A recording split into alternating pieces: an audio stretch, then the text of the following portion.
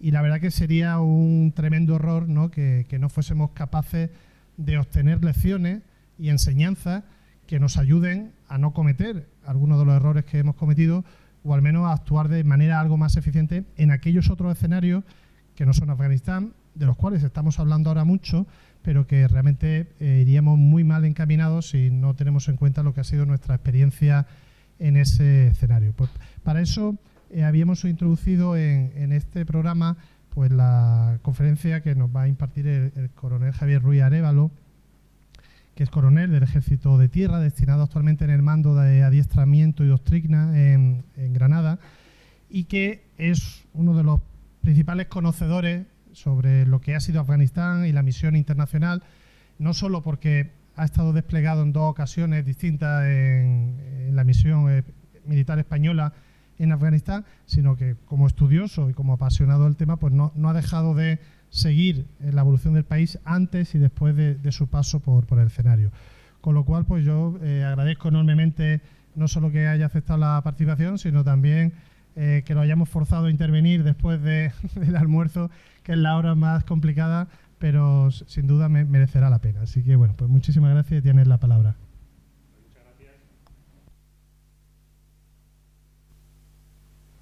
Muchas gracias. Yo me alegro de estar aquí y no estar allí, porque yo si estuviera allí me dormiría seguro. Espero no dormirme aquí.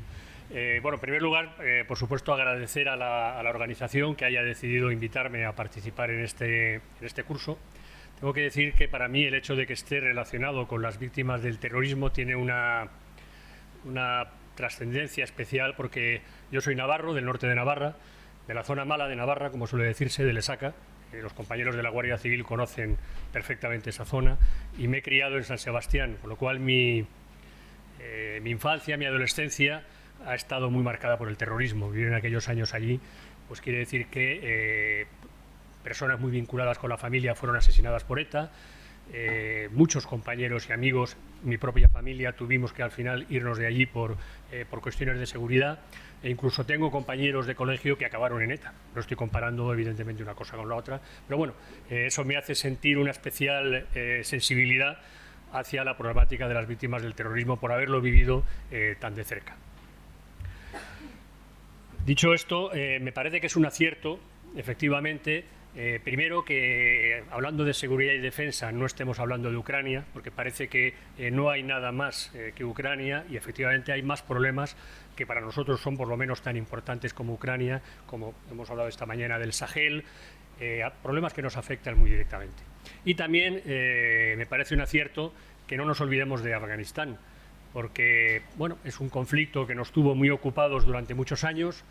Parece que en un momento dado dejó de importar, y que desde hace 1 año y pico pues parece que ha caído prácticamente en el olvido, y solo nos acordamos de él en la medida en que pensamos que Afganistán pueda de alguna manera suponer una amenaza terrorista. Bien, yo no sé si está encendida la pantalla. Voy a utilizar una presentación porque creo que también eso va a ayudar a mantener un poco despierto. Bueno, quería empezar hablando, no me voy a centrar, acabaré hablando de ello lógicamente, pero creo que para hablar de la amenaza terrorista que pueda significar Afganistán, conviene poner el problema en contexto. Creo que es importante en un primer momento hablar de cómo hemos llegado a la situación en la que estamos ahora. Hace 1 año por estas fechas nadie podía pensar ni por un momento que los talibán iban a estar en el poder, iban a recuperar el poder, ni menos que lo iban a hacer tan rápido. Bueno, pues ahí están, en el poder. También es importante que, creo yo, insertar Afganistán en su entorno geopolítico. ¿Qué significa Afganistán con respecto a sus vecinos? ¿Qué papel juega? ¿Qué dinámicas hay alrededor que condicionan lo que está pasando en Afganistán? Porque lógicamente Afganistán no es una isla y todo lo que ocurre a su alrededor le influye. De hecho, muchos analizan el conflicto afgano como si fuera el terreno de juego, el tablero de ajedrez en el que todas las potencias regionales están jugando sus conflictos. Bueno, eso entra dentro un poco de las teorías de la conspiración que son tan frecuentes en Asia Central, en en Asia del Sur, pero bueno, no siendo así, que creo que no lo es, sí que es verdad que todo lo que ocurre alrededor influye en Afganistán y Afganistán influye en todo lo que ocurre alrededor y no se puede hablar de Afganistán sin ponerlo en ese contexto. Voy a intentar recordar, por no perder el hilo. Por último, creo también que es importante poner en contexto, bien. Creo que es no. Bueno, esos son los temas que quiero tocar, lo estaba comentando. También hay que hablar del conflicto afgano, que muchas veces, lógicamente, lo simplificamos y es un conflicto, como veremos, muy complejo, con muchos matices, con muchos actores, con muchas influencias, que es necesario conocer un poco. Y así, al final, podemos entrar a analizar con ese conocimiento previo en cuál es la situación estratégica de Afganistán y hasta qué punto Afganistán se ha convertido en una amenaza terrorista para el resto del mundo. Bien, esta foto tiene aproximadamente un año, un poco menos. Me imagino que todo el mundo sabrá a qué se refiere esta foto. Estos son los talibán en agosto del año pasado en el despacho del presidente de la República Afgana. Esto simboliza algo impensable y es que los talibán derrocaron en cuestión de semanas, meses, según como lo queramos mirar, al Estado afgano, lo derribaron y ocuparon el poder. Hay tres preguntas que creo que es importante hacerse con respecto a esta situación.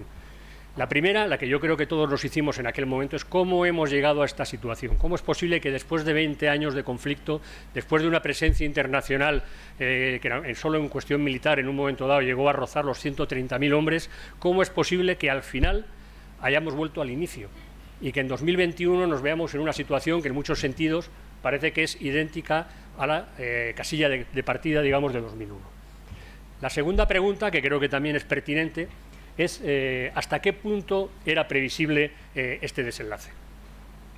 Yo ya, para curarme en salud, tengo que decir que el año pasado, por estas fechas, un poco antes, publicaba un artículo en la revista electrónica de estudios internacionales en las premisas, por así decirlo, en los presupuestos, era sobre la implicación de Irán en el conflicto afgano, pero partía de la base de que una evolución que no valía la pena analizar porque no era factible es que ninguno de los dos bandos acabara triunfando. Bueno, pues 3 meses después los talibanes estaban en el poder, lo cual que, como adivino, no tengo mucho por venir. Pero bueno, es interesante analizar por qué, no yo solo, gracias a Dios no era yo el único, por qué todos estábamos tan seguros de que eso no podía pasar y al final acabó pasando.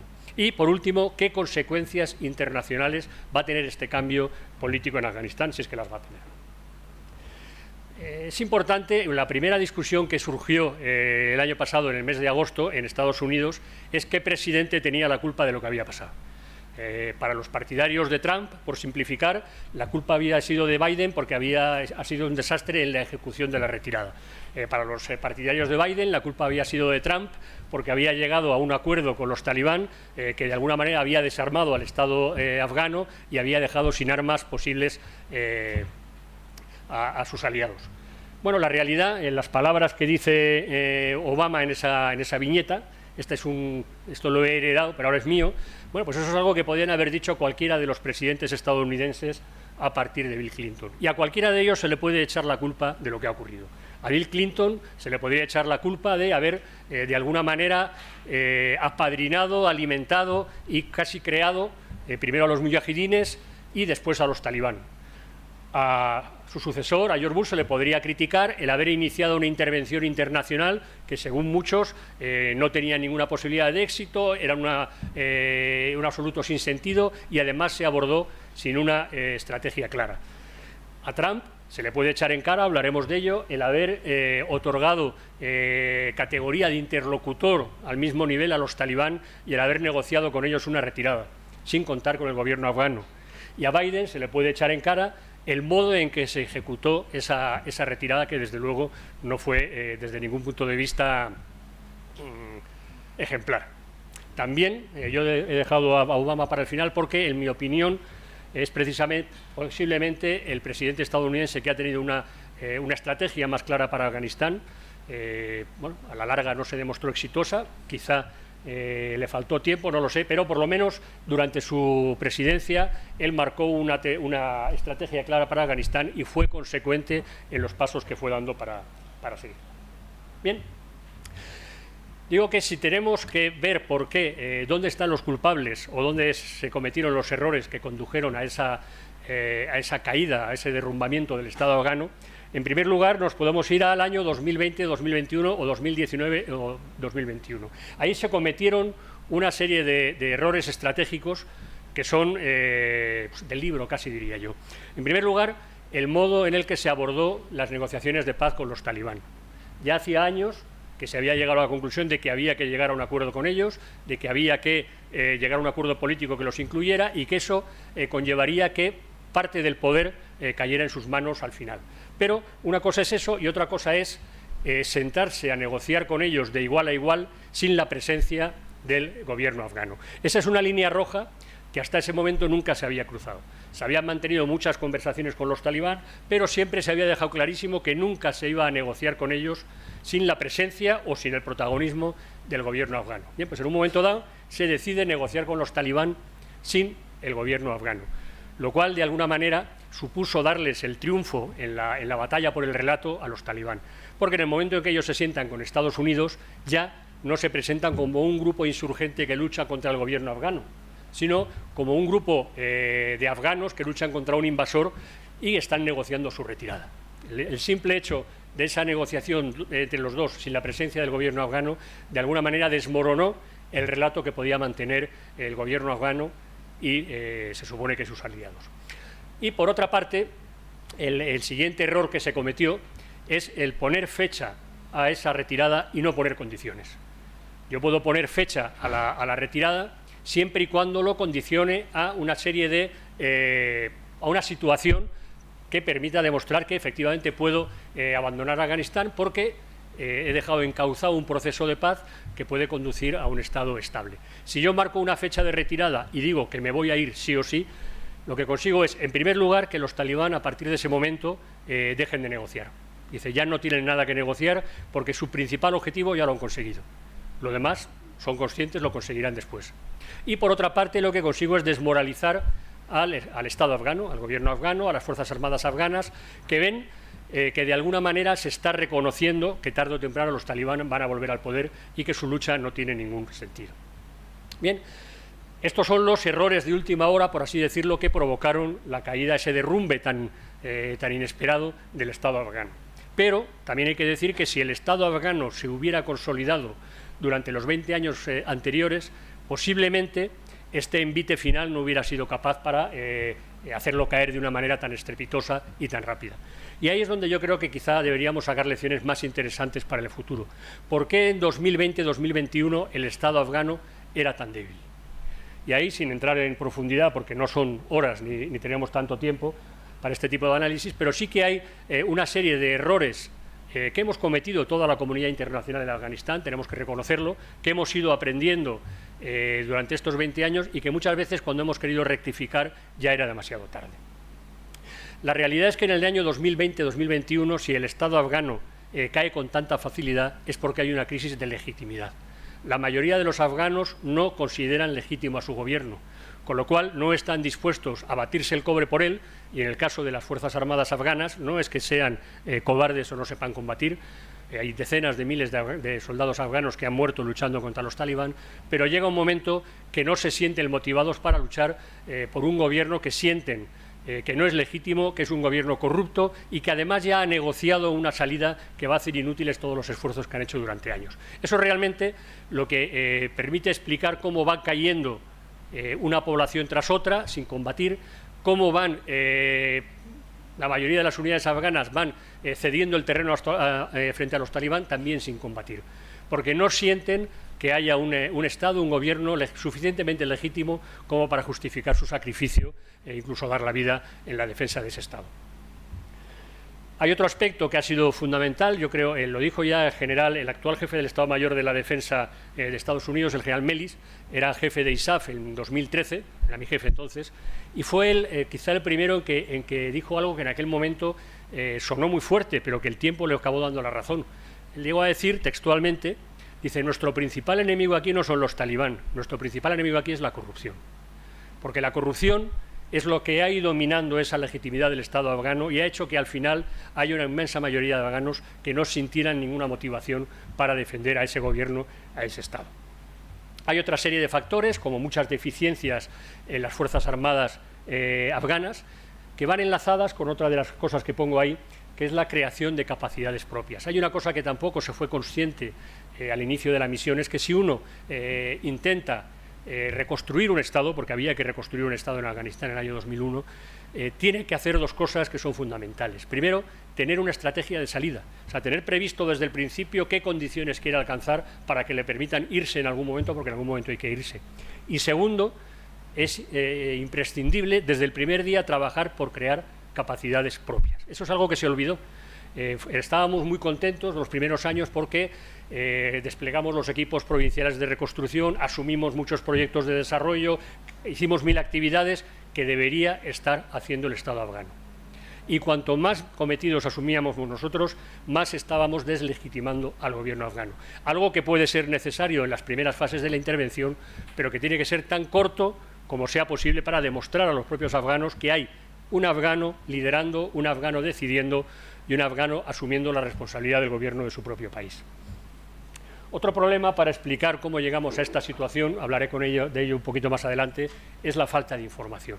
La realidad es que a partir del año 2014, momento en el que se repliega ISAF, la Fuerza Internacional de Asistencia de la ONU, la OTAN desplegada en Afganistán, a partir del momento en que se repliega ISAF y lo que queda es un pequeño contingente con misiones de asesoramiento y formación, empezamos a no saber qué es lo que está pasando en el país. Entre el año 2014 y 2021 hay una falta de información absoluta sobre lo que pasa más allá de las principales ciudades, y eso veremos que fue fatal para el desenlace del conflicto. Y aquí viene la pregunta, ¿era previsible? Bueno, no había información, efectivamente faltaba mucha información, pero hay una cosa que hay que decir, y lo voy a decir tranquilamente porque ya lo han reconocido las propias autoridades estadounidenses, es algo que podíamos ver los que estábamos allí, pero ahora ya se ha reconocido oficialmente, y es que de una manera consciente o inconsciente se fueron maquillando todas las informaciones que iban dando datos desfavorables, datos sobre la operatividad de las unidades afganas, sobre la evolución del control talibán en el medio rural, sobre la autoridad efectiva que ejercían las autoridades afganas en todo el país. Había muchas informaciones disponibles, están ahí, se pueden comprobar ahora a toro pasado, que si se hubieran analizado de modo objetivo nos podían haber permitido ver que estábamos perdiendo la guerra. Pongo ahí lo de Kunduz. En el año 2015, un contingente de unos 500 talibán conquistaron durante un par de semanas la quinta ciudad de Afganistán, Kunduz, donde había del orden de 5.000 o 7.000 policías y militares afganos. No fueron capaces de mantenerla. Al cabo de 10 días hubo una reacción, se enviaron allí a las tropas de operaciones especiales, a las tropas especiales afganas, con apoyo aéreo y de unidades de operaciones especiales estadounidenses, y en 2 semanas el problema se liquidó. Pero nos debería haber alertado sobre una realidad a la que no se dio especial importancia, y es que poco a poco las capitales afganas se estaban convirtiendo en islas.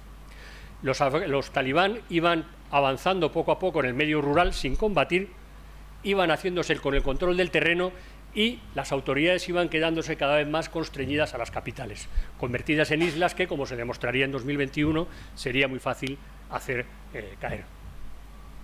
Hay un paralelismo con lo que ocurrió en Vietnam. Dicen que cuando se firmó el acuerdo final en Vietnam, el general estadounidense, el que lo firmó con su correspondiente del Vietcong, de Vietnam del Norte, de alguna manera quiso hacer ostentación de que los estadounidenses no habían perdido ni una batalla en Vietnam, y es cierto, pero perdieron la guerra. Y en Afganistán pasó algo parecido. No se puede decir que los talibán en ningún momento fueran capaces de imponerse militarmente al ejército afgano. No hay ningún ejemplo de un enfrentamiento de cierta entidad en que los talibanes fueran capaces de imponerse militarmente.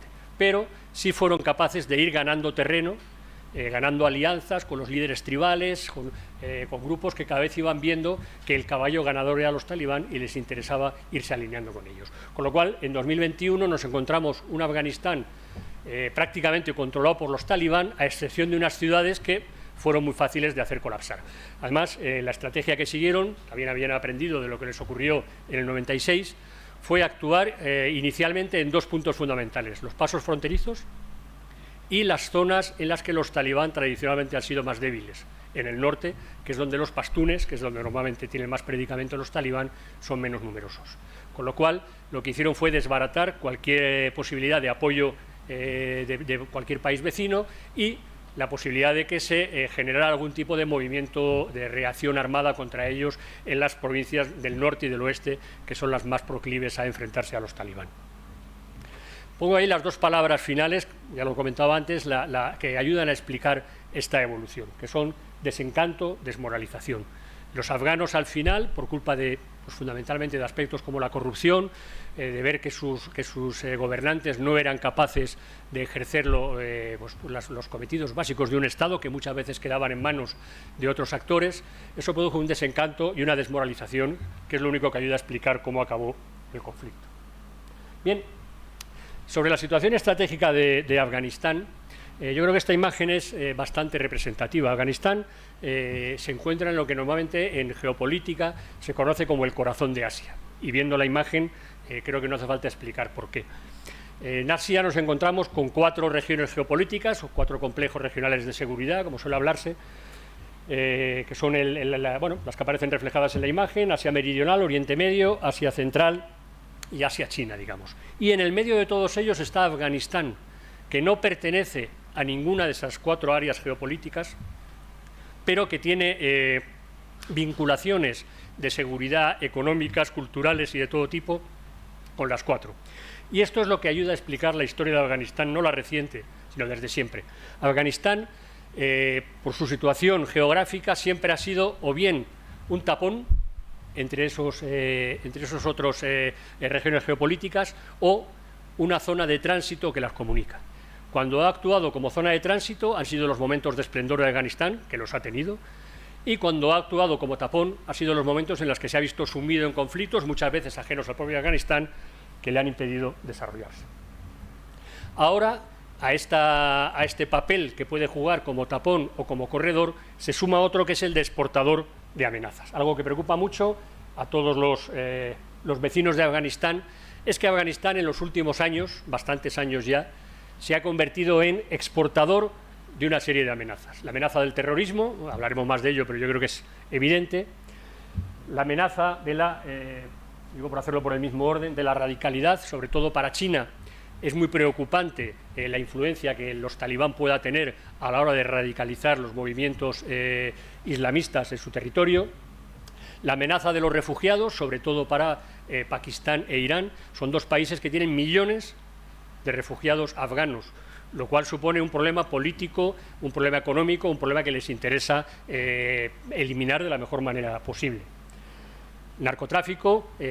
Afganistán tiene el dudoso récord de ser el primer productor mundial de opiáceos, y eso lógicamente afecta sobre todo a Irán, a las repúblicas de Asia Central y también a Pakistán, porque esos opiáceos en su mayoría se exportan a través del territorio de estos países, lo cual quiere decir que fortalecen determinadas mafias que están asentadas, mafias muy poderosas en estos países, que generan también problemas de consumo de drogas. Por ejemplo, Irán es uno de los países del mundo con mayor porcentaje de drogodependencia de opiáceos. ¿Por qué? Bueno, porque el opio que transita, pues parte de él se va quedando por el camino y va produciendo ese tipo de efectos.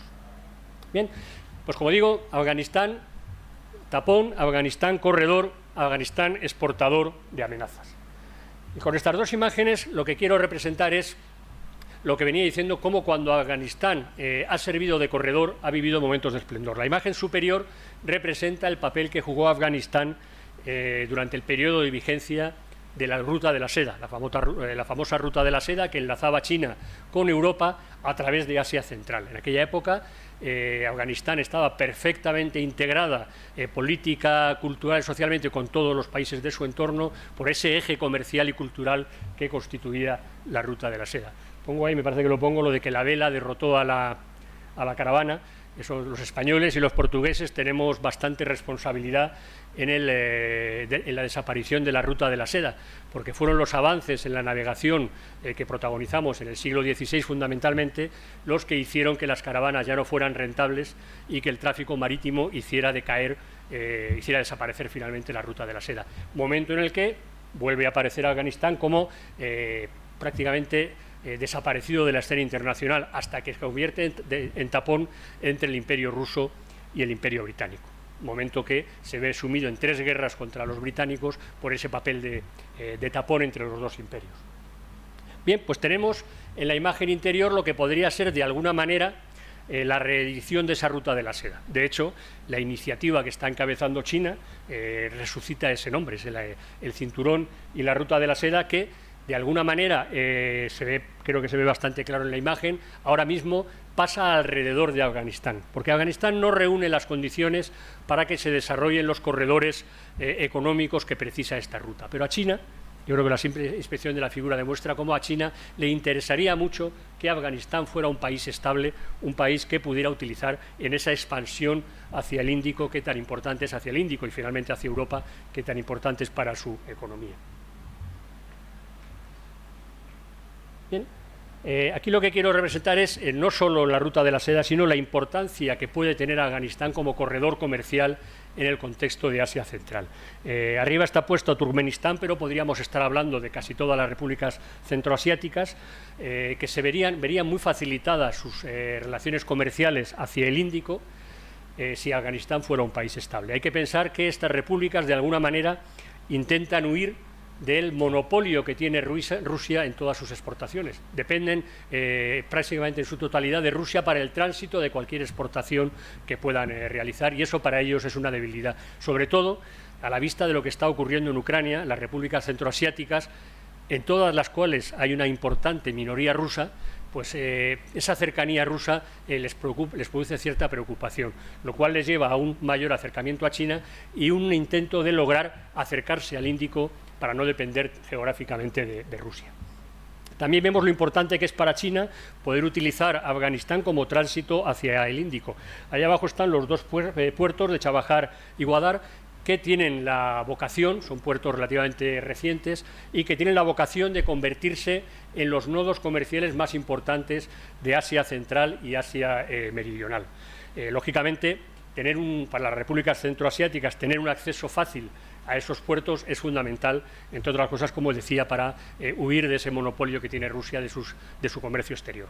Por otra parte, Afganistán también es fundamental para enlazar India con Oriente Medio. India es un país que tiene unas necesidades, India y Pakistán, que tienen unas necesidades energéticas cada vez mayores y que verían muy facilitadas sus problemas energéticos si un Afganistán estable no hiciera tan peligroso el viaducto que aparece por el sur, el que no pasa por territorio afgano, pero sí por territorio baluchi, que se ve afectado por la inestabilidad en Afganistán, y si pudieran atravesar directamente Afganistán. Simplemente, como curiosidad, estos son un pequeño resumen de todos los proyectos, todas las infraestructuras de comunicaciones, de energéticas, etcétera, que hay en la zona, y que todas, de alguna manera, están pendientes de que Afganistán se convierta en un Estado estable para que se puedan acometer las inversiones que hacen falta en infraestructuras y demás que permitan utilizar su territorio. ¿Eso qué quiere decir? Que con la salvedad de Pakistán, que requiere un análisis individualizado, todos los países del entorno de Afganistán apuestan por encima de todo por un Afganistán estable. Ninguno de ellos era partidario de que los talibán volvieran al poder. Todos ellos, cuando vieron que se empezaba a negociar con los talibán, abrieron vías de comunicación con los talibán porque, bueno, vieron que iba a ser un actor con el que iba a haber que contar, y enemigos tradicionales de los talibán, como podían ser China o Irán, poco a poco fueron acercándose a ellos pensando en lo que podía venir. Y todos ellos intentan que de alguna manera Afganistán se convierta en un país estable. ¿Por qué? Por lo que hemos dicho, porque si no va a ser un exportador de amenazas y además va a impedir todos esos proyectos estratégicos que conviene a todos los países de la zona. Bien, en ese contexto geopolítico se produce el conflicto afgano, que es importante tenerlo, es un conflicto que tiene vinculaciones con muchos conflictos de su entorno y que además no es un conflicto en el que podamos identificar claramente dos actores, sino que habría que hablar de una red de microconflictos en las que los que hoy son mis aliados, mañana pueden ser mis enemigos, pasado mañana mis aliados, según va cambiando la situación, lo cual es difícil identificar aliados. Es interesante pensar que hace un año podríamos haber hecho un esquema muy parecido, sustituyendo el gobierno talibán por gobierno de la República de Afganistán y oposición interna por insurgencia talibán. Los actores más o menos son los mismos, siguen interactuando y hay muchos de ellos que es difícil valorar exactamente en qué lado están o que pueden bascular de un lado a otro en función de la evolución de la situación. Yo sí que me gustaría resaltar en este esquema, sin entrar en muchas profundidades, actores que creo que es importante tener en cuenta y que quizá a veces no se consideran con toda su relevancia. El primero de ellos, la sociedad civil.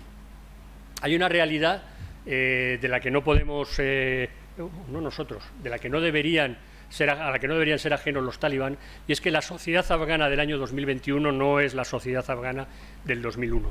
Hay una sociedad que lleva 20 años con muchos avances en cultura, en economía, en educación, etcétera, etcétera, y que, pues lógicamente, se va a resistir mucho a perder ganancias que pueden parecernos simbólicas y otras que son evidentemente muy pragmáticas, como el derecho a la salud, el derecho a la educación o el derecho al trabajo, que se están viendo muy afectados por la situación que vive actualmente Afganistán. Lógicamente, el apoyo o la tolerancia que puedan encontrar los talibán entre los afganos depende mucho de lo que vayan consiguiendo o lo que vayan evitando que se deteriore la situación en estos ámbitos. Hay actores que son difíciles de predecir en cuanto a su evolución, como pueden ser los líderes tribales o los señores de la guerra. Los señores de la guerra, hace poco me preguntaban por ellos, los señores de la guerra tenían un poder enorme en Afganistán hasta el año 2021 y ahora mismo no se sabe cuál es su situación. Se sabe, eso sí que es evidente, es un dato objetivo, que tienen muchas armas guardadas, en Afganistán todo el mundo tiene armas, que conservan unas redes de poder que en algún momento podrían reavivar y que no han sido integrados de ninguna manera en el nuevo Estado, en el nuevo poder, ni comparten ningún tipo de afinidad con los talibán, que tampoco están demostrando ningún afán por atraérselos, con lo cual pues cabe la posibilidad de que en algún momento resurjan y aparezcan con una fuerza que no sabemos qué nivel podría tener. Y luego están los líderes tribales. Los líderes tribales, que son los que también de alguna manera ayudan a explicar por qué cayó tan rápido el régimen afgano. Los líderes tribales, en Afganistán los individuos no toman decisiones. Las decisiones las toma la familia, el clan, la tribu, en función de los intereses de la familia, el clan, la tribu. De tal manera que un líder tribal tiene la obligación frente a sus subordinados, vamos a decir, de tomar las decisiones que mejor garanticen la seguridad y el bienestar de su gente. Y tenemos que pensar que estamos hablando de un país en el que la mayoría de la población vive en el límite de la pobreza y que en un momento dado alinearse con el bando equivocado a lo que puede conducir es a la miseria más absoluta. Y ese es el tipo de parámetros que va a manejar un líder tribal para ver si se alinea con unos o con otros. No va a mirar si es salafista o es deobandista o es más por América. No. Va a preocuparse de alinearse con el bando que le garantice un mínimo de seguridad y un mínimo de bienestar para su gente. Y eso es lo que explica que los líderes tribales, hace un año y pico, empezaran a decantarse por los talibán, porque vieron que el Estado afgano no era capaz de proporcionarles seguridad, que es lo primero, y cada vez menos un mínimo de bienestar. ¿Qué es lo que quiere decir? Que la tortilla puede volver a dar la vuelta. Cuando estos señores vean, o si estos señores ven, que las condiciones de vida de su gente empeoran dramáticamente, que no se les garantiza un mínimo de seguridad, si aparece alguien que pueda ofrecer esas garantías, lógicamente oscilará su apoyo hacia ese otro bando. Bien, luego por la parte de los talibán también hay una serie de actores cuya vinculación con el régimen talibán va decreciendo en fuerza, por así decirlo. Tenemos la red Haqqani. La red Haqqani, por así decirlo, es un elemento semi-independiente dentro de los talibán, un elemento con mucha potencia, con mucha personalidad propia, con una influencia territorial importante, pero que formalmente está integrado dentro de los talibán, pero que en algún momento podría tomar decisiones por cuenta propia, y hablaremos de eso después. Y después aparecen grupos que son grupos terroristas, como son Al-Qaeda y el ISIS, con una vinculación muchas veces difícil de entender y explicar con los talibán, con los que a veces se alían, contra los que a veces luchan, y que tienen una alianza más o menos permanente o una hostilidad más o menos permanente. Bueno, pues además de eso, en el siguiente círculo externo, Afganistán también padece, porque es de alguna manera el escenario de los conflictos y de las alianzas que tienen sus vecinos. Fundamentalmente, hay un par de conflictos que afectan mucho a Afganistán. En primer lugar, por supuesto, el conflicto entre India y Pakistán. El papel de Pakistán en Afganistán no puede explicarse si no entendemos que Pakistán tiene un miedo existencial a que la India acabe con él. Y la manera que tiene de protegerse contra esa amenaza es ganar profundidad estratégica a su retaguardia, que es Afganistán. Para las Fuerzas Armadas y los servicios de inteligencia pakistaníes, que son como un estado aparte, no hay mayor pesadilla que un gobierno aliado de la India en Kabul. Eso es algo que no pueden ni imaginar, porque en su concepción eso llevaría a la desaparición de Pakistán como Estado. Lógicamente también afecta y mucho al conflicto afgano el conflicto entre Irán, Estados Unidos, Arabia Saudí, sunismo, chiismo. También ese conflicto de alguna manera repercute en el interior de Afganistán. Bueno, yo no quiero entrar en más detalles, pero bueno, simplemente reflejar cómo todas las dinámicas de los estados que rodean Afganistán de alguna manera condicionan la política interna de Afganistán. Hay un dato al que se le suele dar más importancia de la que tiene, pero sí que conviene mencionar. No es casualidad que al norte de Afganistán esté Turkmenistán y hay una minoría turmena en Afganistán. Está Uzbekistán y hay una minoría uzbeka en Afganistán. Está Kirguistán y hay una minoría kirguís. Está Tayikistán y hay una minoría tayika. Eso tiene su influencia, pero contra lo que se pueda decir, la conciencia nacional que existe en Afganistán es mayor de lo que muchas veces se piensa. Y un tayiko afgano no piensa en un Estado tayico que incluya las partes de mayoría tayika de Afganistán, etcétera, etcétera. Lo que sí que va a condicionar, o puede condicionar, son apoyos externos por afinidades familiares, culturales, imaginarias casi, que hacen que de alguna manera pues estos estados se sientan en la obligación de apoyar a sus iguales en cultura, en lengua, en raza. De la misma manera que los iraníes se sienten de alguna manera obligados a mostrarse como defensores de la minoría chiita, fundamentalmente los hazaras, y también de los tayikos. Los tayikos son de cultura persa, aunque sean sunitas, y también tienen una vinculación muy importante con Irán. Insisto, este tipo de vinculaciones no deberían llevarnos a pensar que alguien está pensando en desgajar a Afganistán e incorporarla a unas entidades étnicas de mayor nivel, no, pero sí condicionan alianzas que de alguna manera son importantes. Hay que pensar que en el primer emirato talibán, Irán estuvo a punto de entrar en guerra con Afganistán, y en el fondo esto venía condicionado por la actitud de los talibán frente a los hazaras chiitas protegidos de Irán. Bien, la pregunta siguiente que nos planteábamos es ¿qué consecuencias internacionales va a tener este cambio que se ha producido en Afganistán? Para los que no sepan latín, ¿a quién beneficia? ¿Quién ha salido beneficiado de este cambio tan radical? Y la respuesta hay que hacerla en dos ámbitos distintos. En el ámbito del terrorismo internacional, del terrorismo yihadista, y en el ámbito de esos actores regionales, de esos vecinos de Afganistán que están tan condicionados por lo que pasa dentro de Afganistán. Fundamentalmente dos actores que son fundamentales, que son Pakistán y China. Primero es Pakistán. Este cuadro, de aquí hay que quedarse con dos cosas nada más para el examen. Pakistán es un actor fundamental, determinante en Afganistán, y ha jugado un papel protagonista desde que se inició la guerra contra la Unión Soviética, contra el régimen comunista, a partir de 1978. Pero la actitud de Pakistán en Afganistán siempre ha estado guiada por sus propios intereses. siempre se ha preocupado por apoyar y fomentar o potenciar las facciones que en cada momento estaban combatiendo, que mejor podían alinearse con sus intereses.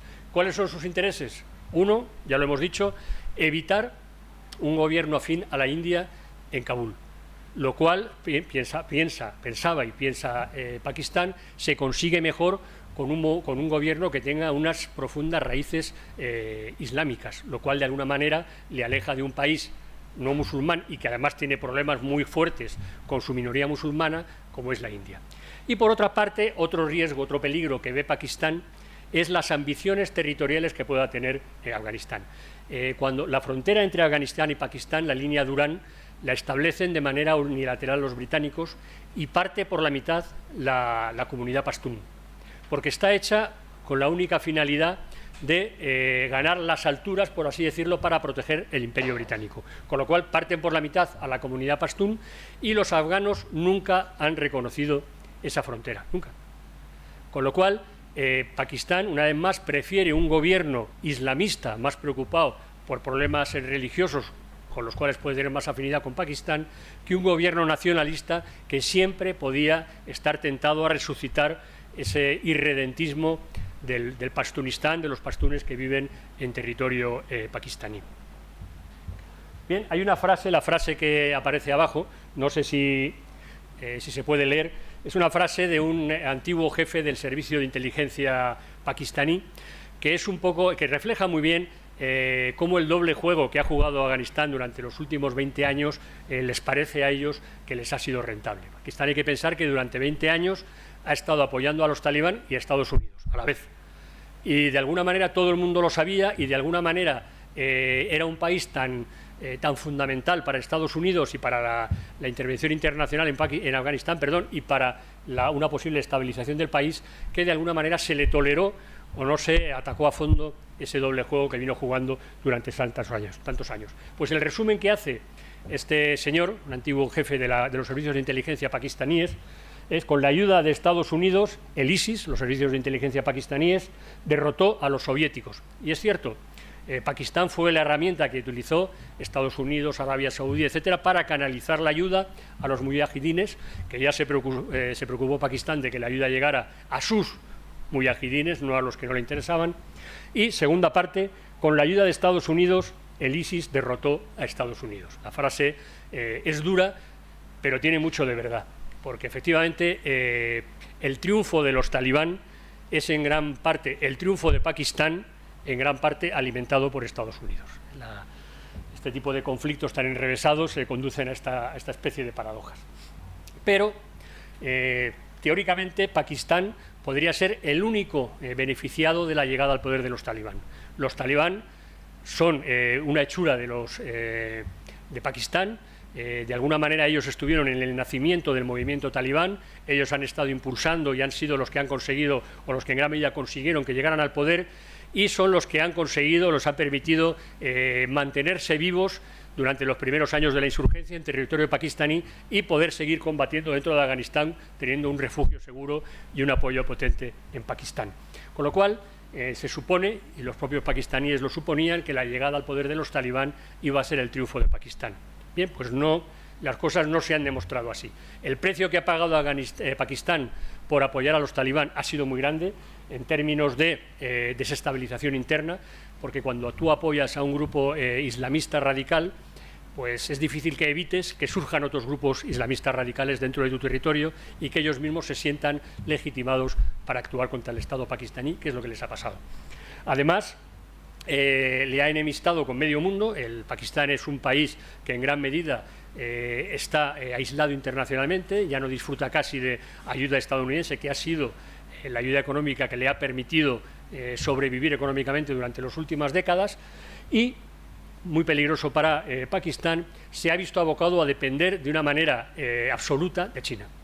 A medida que han ido desapareciendo los apoyos que venía recibiendo fundamentalmente de Occidente, porque era un aliado en la lucha global contra el terrorismo, contra los talibán, etcétera, ha ido perdiendo esos apoyos, y al final Pakistán es ahora un país que se encuentra en un estado de dependencia prácticamente absoluto de China, lo cual evidentemente nunca es bueno para ningún país.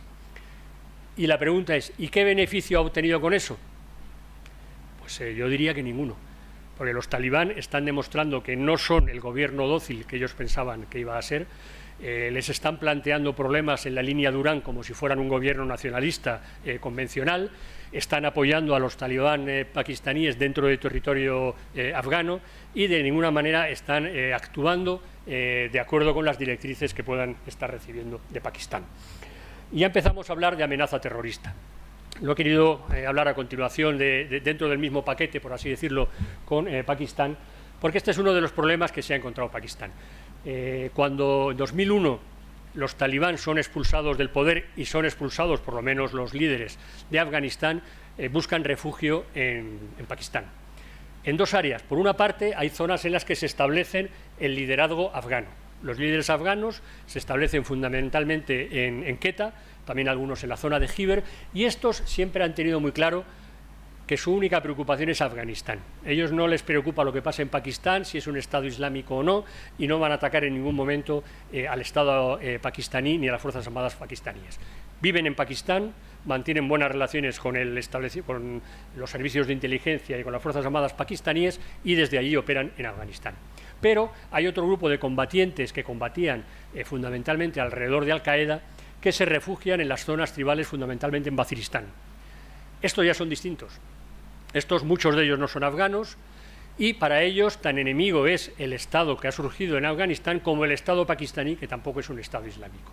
Y de ahí, poco a poco, se va extendiendo un grupo que inicialmente se supone que obedecía a los líderes talibán afganos, pero que finalmente se independiza completamente, que son los talibán pakistaníes, que no tienen nada que ver con los talibán afganos, con los talibán que hablamos en general. Estos se convierten en un grupo terrorista con muy poco apoyo social, pero con mucha potencia terrorista, y que actúa en Pakistán y contra Pakistán, y además con atentados muy sangrientos y muy violentos y que acaban por convertirse en un problema muy grave para Pakistán. Pakistán finalmente organiza una ofensiva y los expulsa a territorio afgano. Durante los últimos años del anterior régimen, el Estado afgano se mostraba bastante tolerante con los talibán pakistaníes porque de alguna manera le devolvía la moneda a Pakistán por estar manteniendo a los talibán afganos en su territorio.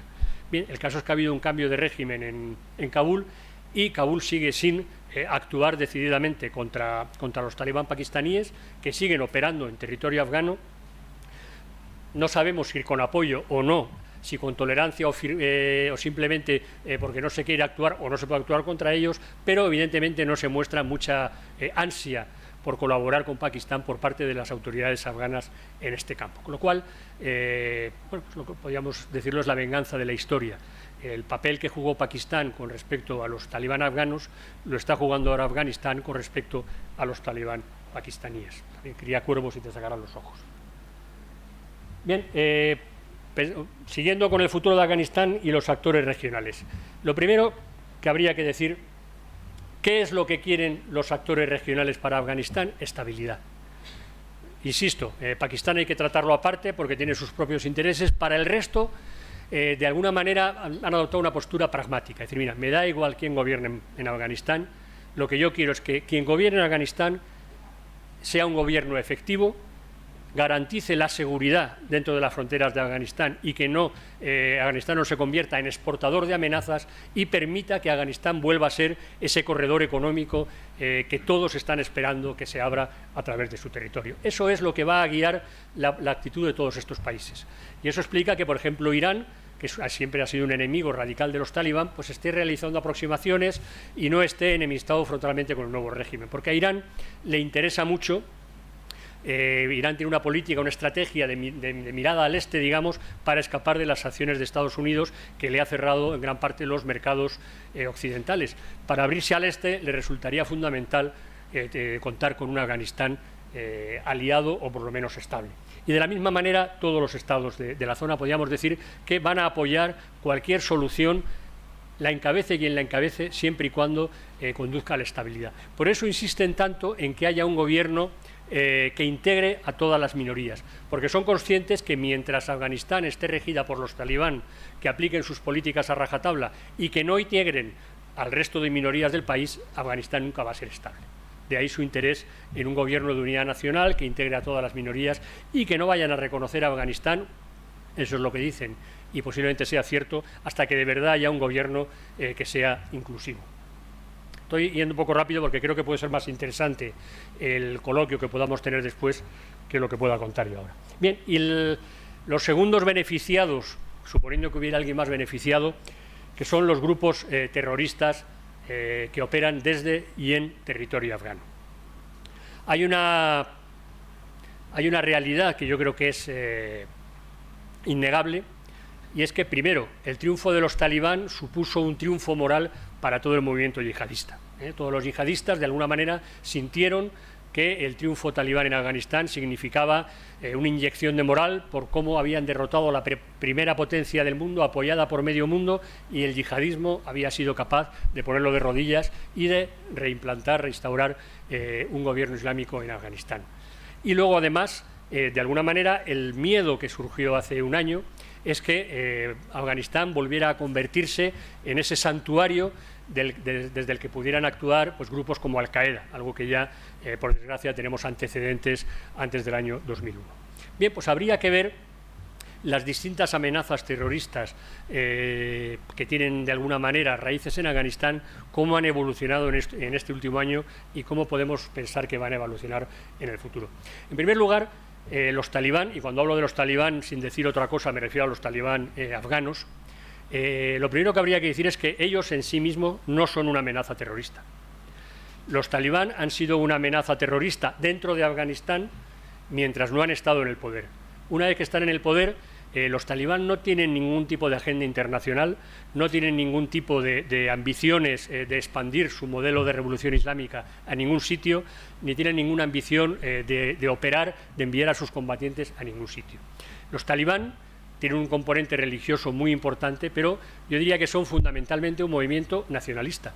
Y ellos lo que quieren es cerrar sus fronteras, que nadie se meta en lo que hacen dentro de su país y gobernarlo de la manera que a ellos les parece mejor. De tal manera que, insisto, en sí mismos ellos no constituyen una amenaza terrorista. Sí lo puede constituir, primero, el hecho de que no ejerzan un control territorial efectivo. Ese es el peligro real que tenemos ahora mismo en Afganistán, y es que el gobierno o la autoridad que ejerce las funciones de gobierno, si queremos ser un poquito más puristas, no ejerce el control territorial y no puede evitar que grupos terroristas, con o sin su apoyo, con o sin su consentimiento, utilicen territorio afgano para organizarse y para operar desde su interior. Y luego también es verdad que tiene alianzas pues que son potencialmente muy peligrosas, fundamentalmente con Al-Qaeda. Los dos grupos terroristas más importantes internacionales que hay en Afganistán son Al-Qaeda y el Daesh. Los dos comparten esa agenda de yihad global, esa agenda del califato que agrupe a toda la umma bajo un mismo poder, y en eso se diferencian absolutamente de los talibán. Los talibán no hablan de califato, hablan de emirato, porque ellos sí que reconocen el Estado-nación. Ellos no quieren ningún tipo de umma, de califato universal, ellos quieren su Estado y que les dejen tranquilos, con lo cual ideológicamente chocan frontalmente con Al-Qaeda y con el ISIS. Con el ISIS chocan además militarmente, porque son un grupo que siempre ha competido con ellos por el poder en Afganistán, por el poder en el sentido que puede plantearse entre este tipo de grupos. Son un enemigo declarado de los talibán y son la principal amenaza que realmente tienen los talibán dentro de sus fronteras. Sin embargo, con Al-Qaeda, aunque el objetivo estratégico sea distinto, sí que hay una alianza que se mantiene viva. Aunque el objetivo final, aunque Al-Qaeda está pensando en el califato universal y los talibán estén pensando en su emirato, hay una alianza que además yo creo que es muy difícil de romper, porque después de tantos años es una alianza que se basa en vínculos familiares, en vínculos personales, en matrimonios, hijos, con lo cual llega un momento que separar, sobre todo la red Haqqani de Al-Qaeda, es muy complicado. Lo que, ahora sí que doy mi opinión personal, lo que sí que creo yo es que hay una especie de acuerdo tácito entre los talibán y Al-Qaeda. Yo creo que los talibán tienen miedo de que Afganistán vuelva a convertirse en una amenaza para Occidente, para Estados Unidos, como lo fue antes del 2001, y eso vuelva a provocar una intervención de Estados Unidos. Tienen miedo a que esa situación se vuelva a repetir, y además porque alguien está luchando por algo que no son sus objetivos. Con lo cual, de alguna manera podríamos decir que es posible que se haya llegado a un acuerdo de convivencia mutua, en el sentido de que Al-Qaeda, el liderazgo de Al-Qaeda permanece en Afganistán, opera desde Afganistán e incluso es posible que tenga algún campamento de entrenamiento dentro de Afganistán, algo que los talibán no podrían impedir ni aunque quisieran, pero de alguna manera se hayan comprometido a no realizar acciones terroristas, por lo menos contra Occidente, desde el suelo afgano. Otra cosa muy distinta, como decía, es el Daesh, que es enemigo de Afganistán y al revés, cualquier cosa que pueda hacer para desestabilizar el actual régimen, pues lo va a hacer, como lo está haciendo, por ejemplo, actuando contra las minorías para intentar evitar a toda costa que se consolide el Estado en su forma actual. Luego hay una serie de grupos menores que también tienen su influencia, sobre todo a nivel regional. Fundamentalmente hay dos. El movimiento islámico de Uzbekistán es un grupo islamista, ya su propio nombre lo indica, que pretende establecer un Estado islámico en Uzbekistán, que tiene vinculaciones muy importantes con el Daesh, y el movimiento del, a ver si me sale en castellano, el movimiento islamista del Turquestán oriental, es decir, el movimiento que agrupa a los uigures de la provincia china de Xinjiang. Estos tienen una vinculación importante con Al-Qaeda y también con los talibán. Y son una moneda de cambio muy importante en las relaciones de Afganistán con China, porque para China Afganistán es un corredor, un potencial corredor económico, es una potencial fuente de riqueza mineral fundamentalmente, pero sobre todo lo que le preocupa de Afganistán es que no sea una fuente de inestabilidad para el Xinjiang, la provincia más occidental de China, que tiene una mayoría, cada vez menos mayoría musulmana, y que tiene un movimiento nacionalista, islamista, que amenaza, que se supone una amenaza para China. Una amenaza que posiblemente China esté exagerando, pero que es real. Pero aquí sí que la alianza con los talibanes es suficientemente fuerte como para que el acuerdo al que parece que se ha llegado es que los talibán han apartado a los pocos combatientes que hay de este movimiento de la frontera con China, los han retirado más al interior de Afganistán, pero no se los han entregado al gobierno chino. Y parece ser que hasta ahora este acuerdo ha funcionado y nadie pretende que vaya más allá. En el caso del movimiento islámico de Uzbekistán no hay posibilidad de acuerdo con los talibán porque están más alineados con el Daesh. Además ahí entra en juego un tercer actor que juega también un papel muy vidrioso, que es Rusia. Rusia, de alguna manera, está jugando cartas ocultas con los talibán, que, entre otras cosas, buscan aumentar la amenaza terrorista en las repúblicas centroasiáticas, lo cual puede parecer contradictorio, porque Rusia, en su competición con China por el control de Asia Central, se presenta como el garante de la seguridad. Pero, lógicamente, para presentarte como garante de la seguridad, te beneficia mucho magnificar la amenaza. La amenaza que suponían los talibán, la amenaza que supone ahora mismo el movimiento islámico de Afganistán, le supone unos réditos muy importantes a Rusia a la hora de mantener los lazos de seguridad con las repúblicas de Asia Central, que cada vez, también hay que decirlo, parece que compran menos este discurso que utilizan los rusos. Pero es un tema interesante, las relaciones que está teniendo Moscú con los talibán. De alguna manera parece que fomentando incluso la amenaza del Estado Islámico de Uzbekistán, del movimiento islámico de Uzbekistán, pues plantea unas dinámicas muy interesantes. Una manera también de ver cómo allí nada es blanco ni negro, todo es todos los tonos de gris que se nos puedan imaginar. Bien, ¿cuál es el futuro de Afganistán? Como decía, la clave de Afganistán es la estabilidad. Ahora mismo yo creo que Pakistán ya se ha rendido en cuanto a tener un gobierno títere en Kabul, ya ha visto que el hecho de que los talibanes estén en el gobierno no le garantiza el poderlos controlar, con lo cual parece que ya hay un deseo generalizado en toda la región para que esté quien esté, garantice un mínimo de estabilidad.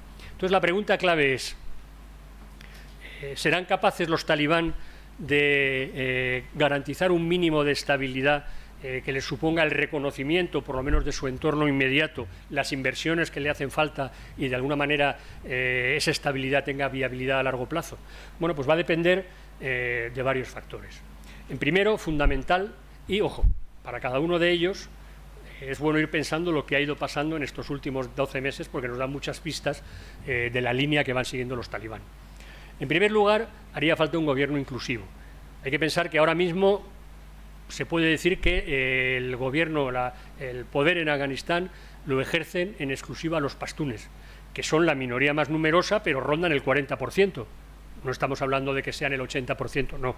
no llegan ni de lejos ni al 50% de la población. El resto de las minorías se ven no solo marginadas, sino muchas veces castigadas. Por ejemplo, en las zonas centrales de Afganistán, donde se asientan fundamentalmente los hazaras, que son chiitas, pues están llegando informaciones de que a gran escala se está expulsando a los hazaras para asentar a nómadas pastunes en las tierras que eran de los hazaras. En fin, hay una persecución por motivos étnicos que es evidente.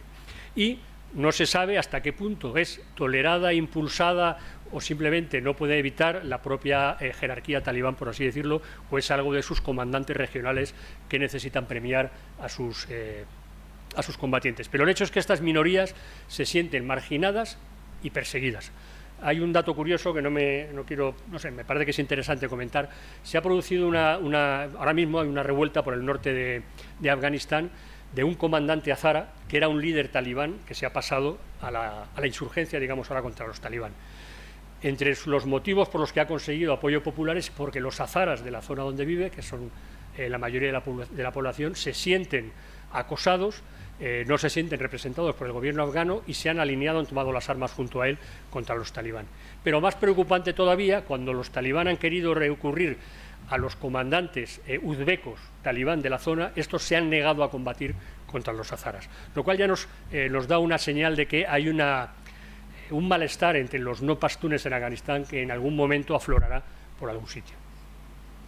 Hay otro aspecto que es importante, que es el respeto a los derechos humanos y, concretamente, o de una manera específica, el respeto a los derechos de la mujer. En el aire, yo creo, en la mente de todos, la problemática que hay con la educación o no educación de las niñas en Afganistán, que ahora mismo no tienen acceso a la educación y es algo que toda la comunidad internacional les exige, es uno de los requisitos que les imponen, entre otros muchos, para poder reconocer al gobierno afgano y reanudar la ayuda internacional.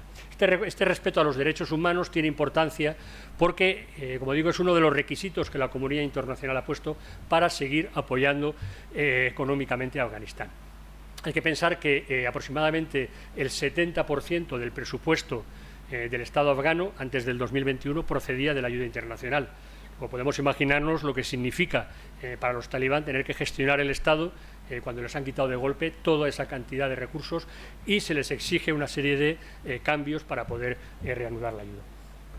Van a tener que demostrar cierta capacidad de gestión, porque, como decía al principio, los afganos se han acostumbrado a ir al médico, a ir al hospital, a ir a la escuela, a tener carreteras, a tener mercados que funcionan, a exportar productos, y eso ahora mismo ha desaparecido completamente, o casi completamente. Bien, durante un periodo de tiempo corto, la sociedad puede, de alguna manera, estar a la expectativa. Dicen que los afganos, cuando hay un cambio de régimen, esperan 6 o 12 meses para ver qué tal va el nuevo antes de tomar una decisión. Bueno, pues ahora es el momento de las decisiones y los afganos hoy están viviendo mucho peor en todos los sentidos que hace 12 meses, cual es un dato también a tener en cuenta. Y, bueno, lo que estamos hablando, provisión de bienes públicos. Sin capacidad de gestión no van a ser capaces de mejorar o mantener unos estándares de vida mínimos para los afganos. Si los talibán no son capaces de avanzar en esos 4 aspectos, yo no daría por cerrado el conflicto afgano, estaríamos hablando de un conflicto que está invernando y que en cualquier momento se reabrirá porque la sociedad afgana por algún lado tendrá que reventar. ¿Qué es lo que tienen que conseguir los afganos para evitarlo? Perdón, los talibán. ¿Perdón? Sí, estoy terminando, la penúltima.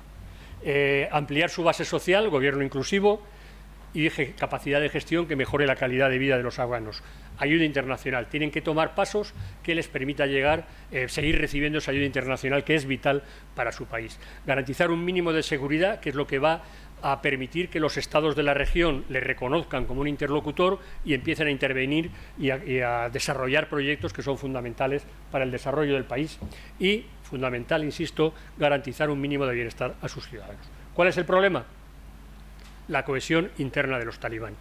Si los talibán empiezan a hacer concesiones en cuanto a acercamiento a Occidente para conseguir que llegue la ayuda, respeto a los derechos de la mujer, respeto a los derechos de las minorías, etcétera, etcétera, lo que van a conseguir es que la parte más radical del movimiento talibán, algo que ya está ocurriendo a pequeña escala, pero podría pasar a gran escala, vaya desertando, por así decirlo, y vaya uniéndose fundamentalmente a grupos como el Daesh. El problema fundamental que tiene ahora mismo los talibán es que se encuentran en un equilibrio imposible. Si quieren contentar a sus bases más radicales, no pueden hacer ninguna concesión a Occidente, si lo queremos ver así. Si quieren recibir ayuda internacional, no pueden, tienen que hacer ese tipo de concesiones. Si las hacen, el movimiento posiblemente se resquebrajará. Bueno, pues con esto termino mi intervención. ¿Algo ha pasado ahí?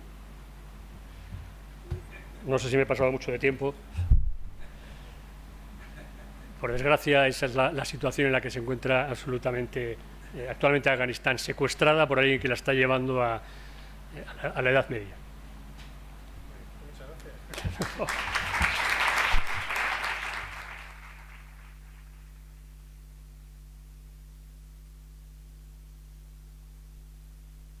Bueno, pues ahora tenemos unos pocos minutos para el turno de coloquio y preguntas, si las hay.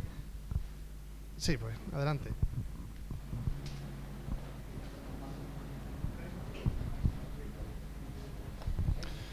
¿Qué tal? Buenas tardes. Quería felicitarle por la exposición porque yo creo que hemos podido comprender mejor lo que sucede en Afganistán, no solamente con la visión exclusivamente casi occidental o de Estados Unidos, que es la que habitualmente estamos acostumbrados a ver y a oír. Quería preguntarle por la rueda de prensa que dieron los talibanes nada más llegar al poder, o a los pocos días de llegar al poder. ¿Qué lectura, qué interpretación da a la misma de los diferentes motivos que nos ha puesto al final o problemáticas, en fin, a las que tienen que enfrentarse para contentar y evitar una intervención internacional, para contentar a Pakistán? ¿Qué visión da usted a ese hecho? El movimiento talibán es un movimiento muy opaco y todo lo que yo diga sobre esto tiene que llevar por delante el yo creo, me parece que, pienso que. Pero yo creo que hay un acontecimiento reciente que yo creo que ayuda a entender muy bien lo que está pasando dentro del movimiento talibán. Si se acuerdan, creo que fue en el mes de marzo o abril, se dijo que se iban a reabrir las escuelas para niñas. Y de repente, 10 días después, esa orden se derogó. Se dijo que en su momento se reabrirían, pero que no era el momento, en fin, y ha quedado todo en stand-by desde entonces. Parece ser que los ministros responsables de esta materia tenían muy claro, como la tienen claro muchos en la jerarquía talibán, que es necesario abrir las escuelas para niñas, que Afganistán no puede convertirse en una reedición del Emirato de 1996, sino que tiene que estar mucho más abierto en aspectos como la educación de las niñas, etc. Parece ser que, bueno, saben, el gobierno afgano está en Kabul, pero el líder supremo está en Kandahar. Y en Kandahar tiene un Consejo Supremo que en última instancia tiene la capacidad de revocar cualquier decisión que tome el gobierno. Pero la comunicación entre el líder supremo y el gobierno, aunque parezca increíble verlo así, se realiza a través de papelitos que se mandan a través de mensajeros. O sea, cuando el líder supremo quiere decirle algo al presidente del gobierno, le da un papelito a un señor que lo lleva a Kabul y le dice, mira, que quiero... Así parece ser que es como se relacionan. El líder supremo ha asistido a 2 reuniones del Consejo de Ministros desde que tomaron el poder hace casi un año. ¿Qué es lo que quiere decir? Que hay 2 polos de poder bastante independientes, con uno encargado de la gestión diaria, de tomar decisiones, y otro que es el que tiene el poder de revocarlas en cualquier momento. Y parece que eso es lo que pasó con el tema de la apertura de las escuelas de las niñas. Que el gobierno, con toda su mejor intención, dijo, se abren las escuelas porque no podemos permanecer ajenos a, en fin, por una serie de, porque además hay que congraciarse con Occidente, nos exigen esto para reanudar la ayuda, etcétera, etcétera. Y cuando esto llega a oídos del Consejo de Ulemas, dicen, no, esto es absolutamente contrario a la Sharia, a la ley islámica, y no se puede consentir. Llaman a capítulo a los ministros y les dicen que revoquen la norma. ¿Qué quiere decir? ¿Hay fisuras entre los talibán? Las hay. Cuando en su momento dijeron que efectivamente iban a crear un gobierno inclusivo, abierto, etcétera, etcétera, ¿estaban diciendo la verdad? Pues posiblemente el que lo dijo lo decía porque lo pensaba, posiblemente, pero no tiene capacidad de decisión, y lo que sí que parece es que día a día los más duros, los más radicales, como queramos llamarlos, son los que están cogiendo las riendas, porque lo que sí que parece es que ese Consejo de Ulemas está absolutamente controlado por talibán de la facción más radical, por así decirlo. Eso es lo que hay. ¿En qué sentido puede evolucionar? Bueno, pues sí que es verdad que hay un descontento muy grande, parece ser, dentro de las propias filas talibán, no solo por esto, también porque los comandantes locales talibán durante muchos años han vivido sobre el terreno. Sobre el terreno quiere decir que ellos establecían impuestos al comercio, impuestos a la renta en su territorio. Ahora el gobierno, yo lo llamo gobierno, en fin, la autoridad que ejerce el poder, etcétera, etcétera, está centralizando todos esos ingresos. Los comandantes talibán se están quedando sin sus vías de financiación, a través de las cuales mantenían su estatus y mantenían las redes clientelares que en última instancia son las que les permitían mantener sus milicias armadas. Bueno, pues eso también está generando un descontento dentro del grupo talibán. Con lo cual, la cohesión, que ha sido una de las bazas fundamentales que ha jugado siempre el movimiento talibán, ha sido un movimiento siempre muy cohesionado, parece ser que ahora está en entredicho. No sé qué es lo que va a pasar, si esa es la pregunta. No sé si he respondido.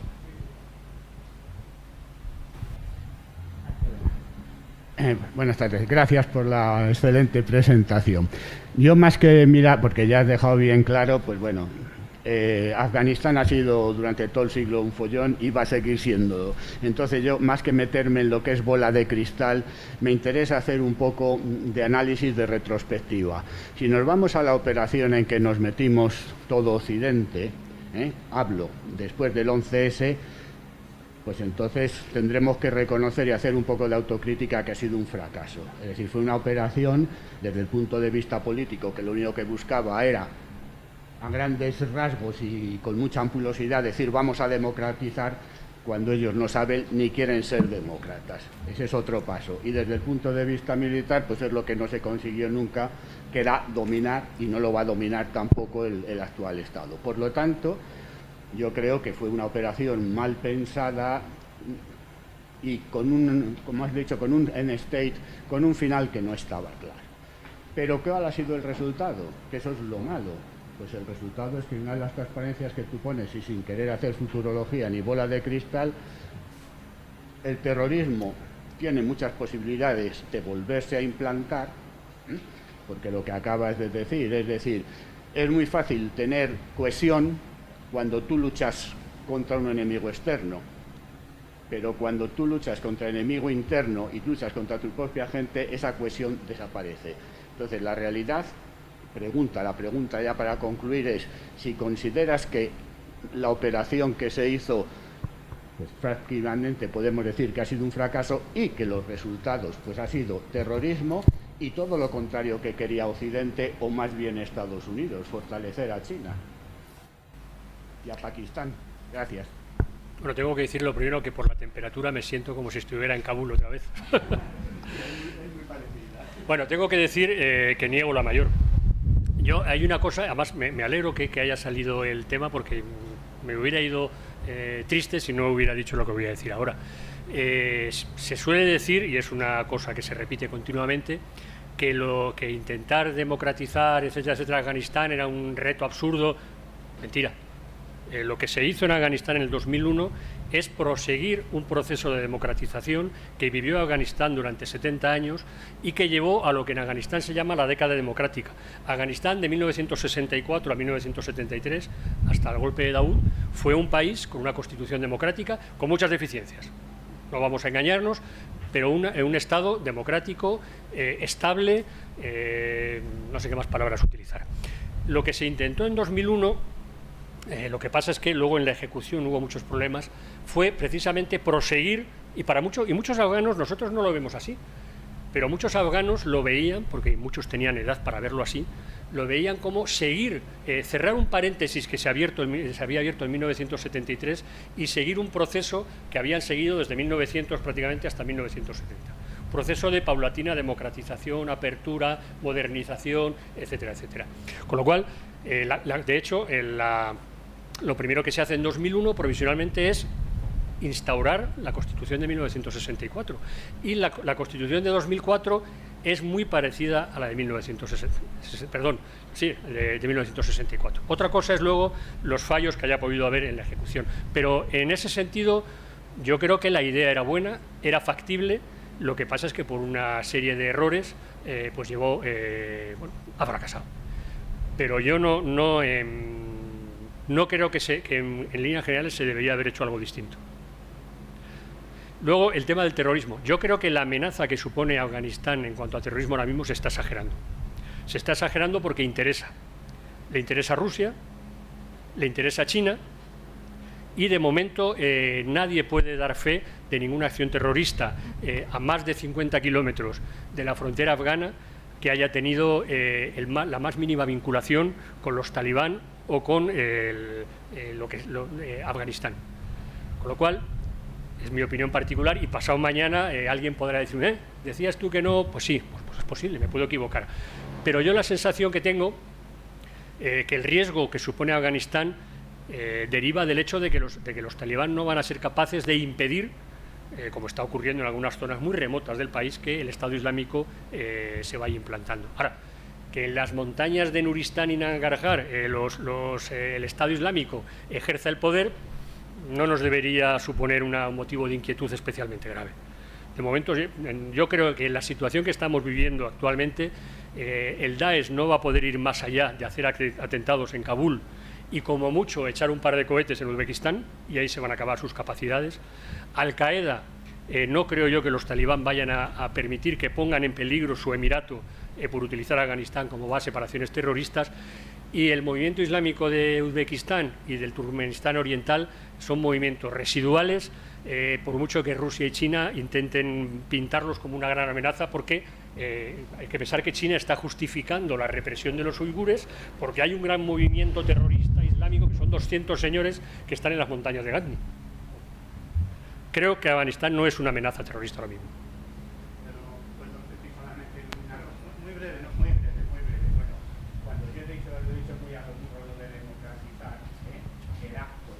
Cierto, pero aquella constitución tú sabes cómo era y cómo se hizo, y el tiempo que estuvo democráticamente con todos sus... Y esta vez la forma de hacerlo ha sido totalmente distinto. Yo no me refería a que sea un peligro terrorista ahora mismo, sino vamos a ver cómo evoluciona el gobierno y entonces veremos. A eso es a lo que me refería. Lo de que ahora mismo no hay eso... De todas maneras, y ya con esto acabo, los afganos, los pobres, si algo han demostrado es que son un peligro para los afganos. Que a los afganos les esperan años de conflicto, de lucha de una manera u otra, sí. Que eso va a salpicar alrededor, algo a lo mejor a Pakistán, algo a lo mejor, pero poco más. Sí, ¿puedo hacer una pregunta más? Cuando el año pasado cae Afganistán en manos de los talibán, había analistas que decían que un Afganistán inestable, si la presencia de Occidente podía, no sé si favorecer los intereses de Occidente, pero que suponía un problema quizás para China y para Rusia, y por tanto podrían tener que destinar más atención a Afganistán y menos a otros escenarios, ¿no? ¿Qué piensa usted de eso? Y luego también, ¿cómo ve, o sea, cuál es el interés de Occidente? Entiendo yo que también la estabilidad para Afganistán, pero ¿cómo puede contribuir a esa estabilidad ahora que ya pues militarmente se ha retirado? Empezando por la segunda, ahora mismo los grandes ausentes de Afganistán son Estados Unidos y la Unión Europea, Occidente. Hemos perdido interés por Afganistán. Miramos un poco de lejos por si acaso se convierte en una amenaza terrorista, pero más allá en fin, yo creo que hemos llegado a la conclusión de que allí tenemos muy poco que ganar y mucho que perder, con lo cual entramos en la misma dinámica que el resto. Me da igual quién esté allí, pero que haya un poquito de tranquilidad. Que Occidente esté utilizando la inestabilidad en Afganistán para de alguna manera... Vamos a ver, Afganistán, por muy mal que vayan las cosas, no va a convertirse en una amenaza para China. O sea, China tiene posibilidades de evitar Afganistán y no va a suponerle un daño muy grande. Vamos a suponer que en la peor de las hipótesis al final vuelve a ser esa isla en la que nadie quiere meter mano. Eso a China no le va a suponer un problema especialmente grave tampoco. Con lo cual, si nuestro interés fuera desestabilizar a Afganistán para hacerle daño a China, creo que estaríamos haciendo una inversión muy poco rentable. Yo no creo que haya ese tipo de dinámicas. Y quien dice China, dice Rusia. Rusia sí que es verdad que sí que parece que está jugando un papel más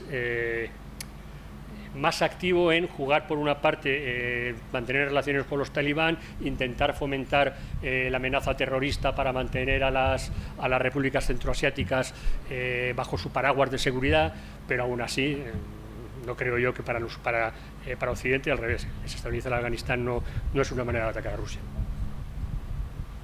Muy bien, bueno, pues muchísimas gracias al coronel Ruiz Arévalo, por esta excelente intervención y por las preguntas.